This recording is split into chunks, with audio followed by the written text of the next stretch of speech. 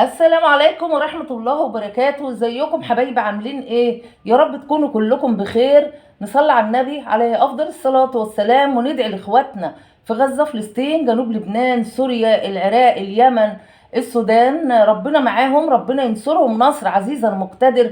اللهم نصرك الذي وعدت. بشكركم كل اخ واخت خارج مصر وداخل مصر، على راسي والله، بحبكم قوي. ربنا يديمكم نعمة في حياتي، وانتوا السند والعون بعد ربنا. وان شاء الله قناتي هتكبر بيكم وليكم باذن الله. بشكر كل بجد الناس اللي دخلت قناتي جديده وعملت اشتراك، بشكركم شكرا جزيلا. الكومنتات الحلوه اللي بتسعدني، اللايكات لو عجبكم الفيديو. انتوا تاج على راسي والله، وبحبكم قوي. مش عايزه اطول في المقدمه. تعالوا نشوف الترند النهارده، والترند عن الهام شاهين وهالة سرحان الإعلامية. وهم كانوا طالعين يتكرموا في مهرجان عراقي في العراق طبعا. والمهرجان كان عبارة عن تكريم للمرأة الإعلامية. شفنا إلهام شاهين كانت طبعا بتتكرم، وخلاص نازلين مصر، فقالوا لهم ان المطار بتاع بغداد خلاص يعني ممنوع ان هم يسافروا. المطار طبعا مقفول. وبنتكلم على الاحداث طبعا اللي حوالينا في البلاد كلها، المواضيع كلها اللي حاصله في المنطقه يا جماعه. وربنا يا رب يسترها علينا وعليكم وعلى كل البلاد، وربنا ينصرهم نصر عزيزا مقتدر، اللهم امين. طبعا الفنانه الهام شاهين انهارت جدا جدا، لان عايزه ترجع بلدها طبعا. شفنا السفير المصري هناك في العراق وفر لهم فندق للإقامة طبعا، على ما يشوفوا الأحداث هيحصل فيها إيه. هالة سرحان برضو نفس القصة، منهارة جدا، عايزين يرجعوا بلدهم مصر.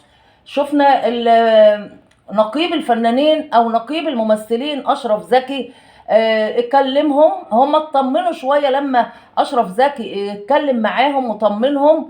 الأدهى من كده بقى يا جماعة، اللي احنا استغربنا له، ان معظم المتابعين في الكومنتات طبعا رفضوا ان هالة سرحان او الهام شاهين بالتحديد ان هي ترجع مصر تاني. بيقولوا لها خليكي هناك، احنا مش عايزينك تاني تنزلي مصر.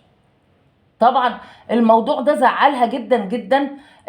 ده ترند يا جماعة، وكان لازم ان احنا نطلع نتكلم فيه. ربنا يهدي البلاد كلها يا رب.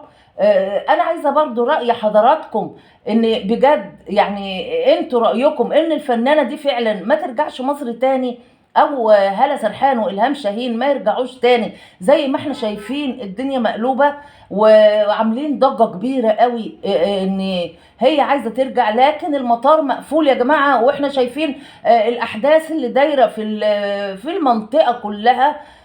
كل المنطقة يا جماعة في خطر والله. واحنا شايفين، انا مش عايزة اتكلم برضو في السياسة كتير، لكن موضوعنا كان ترند وكان لازم اطلع اتكلم فيه.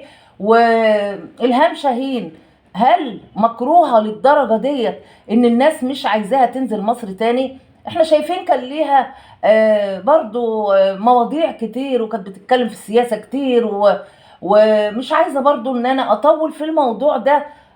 معلش فيديو قصير كده، وكان لازم ان انا اطلع اتكلم في الترند بتاع النهاردة. بشكركم حبايب قلبي شكرا جزيلا. ربنا يا رب يسترها على البلاد كلها، ويسترها علينا وعلى الأمة الإسلامية كلها. وبشكركم حبايب قلبي شكرا جزيلا. ولو عجبكم الفيديو ما تنسونيش باللايك والاشتراك، وتفعلوا زر الجرس عشان يوصل لحضراتكم مني كل جديد. والسلام عليكم ورحمة الله وبركاته. باي باي.